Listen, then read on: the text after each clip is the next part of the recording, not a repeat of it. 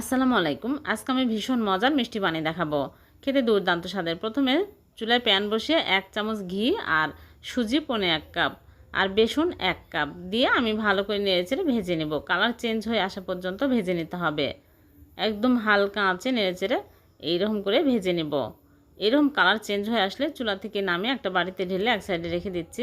চুলায় প্যান বসিয়ে চিনি 1 কাপ, পানি 1/2 কাপ, স্বাদমতো লবণ, এলাচের গুঁড়া দিয়ে বলক তুলে নেব। ভালোভাবে বলক চলে আসলে এর মধ্যে গুঁড়া দুধ দিয়ে দিচ্ছে 1/3 কাপ দিয়ে নেড়েচেড়ে তারপরে দিয়ে দিচ্ছে ভাজা সুজি দিয়ে নেড়েচেড়ে ঘন করে নেব। একদম ঘন টাইট করে নিতে হবে।